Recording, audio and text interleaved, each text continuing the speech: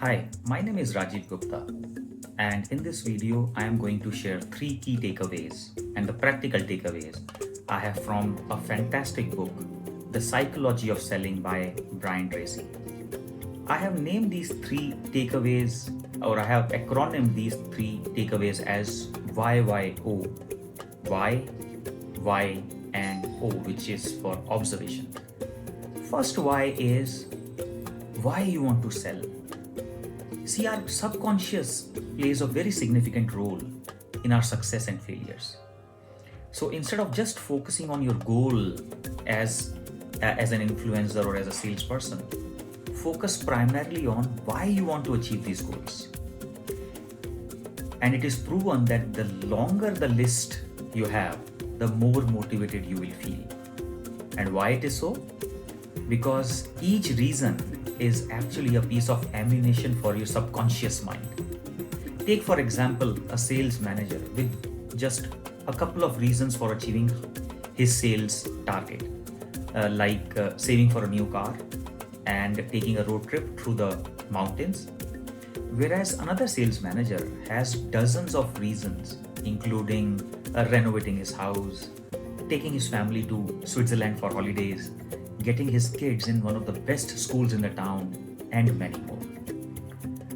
See, while the first sales manager will find himself easily discouraged, practically the second sales manager will be unstoppable. And this technique, because this technique gets your subconscious working for you. So that was point number one. Point number two is to understand why they want to purchase. Ask questions to understand your potential customers or the client's needs and tailor your pitch accordingly.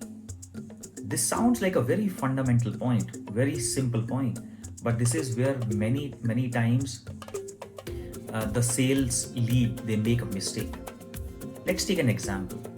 You want to buy a product, and when you go and ask a salesperson a few questions about it, he seems to be interested in telling you everything he knows about that product instead of focusing on how that product would benefit you as a customer.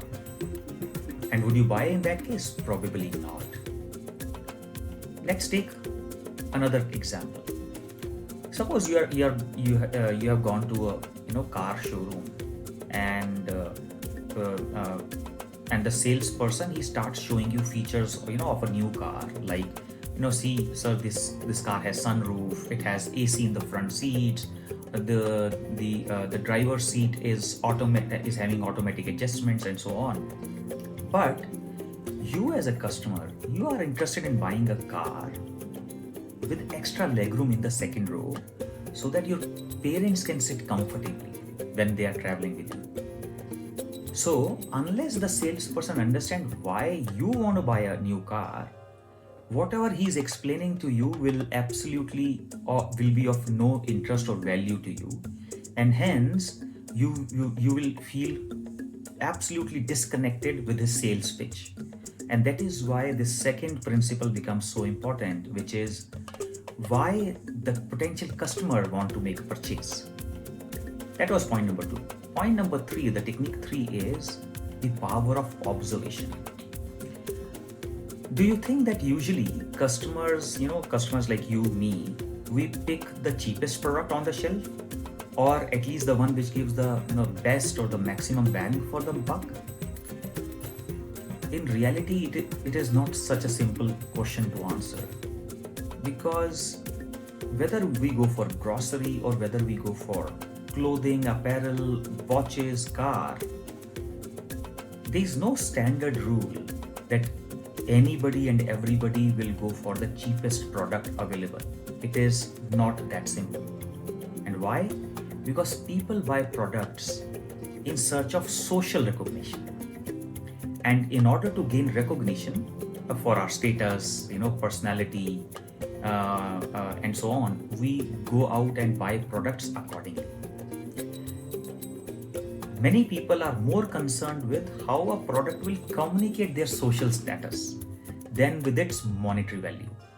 So for the salesperson, it is important to observe and understand what emotional value a client wants, then that salesperson can offer them the best option.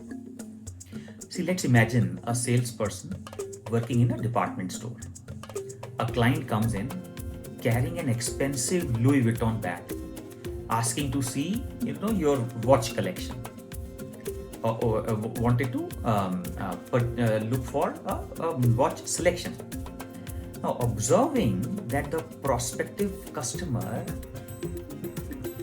probably is not all that worried about the price of the watch and is instead more interested in its emotional value as a status of the, as a symbol of status. So, a good salesperson will then take them to a section maybe of Rolex and so on. Then he or she will spend the time explaining just how special, well-made and desirable, those watches truly are. So that's where the power of observation is, so that you offer the right product to the potential customer. So that was the principle number 3.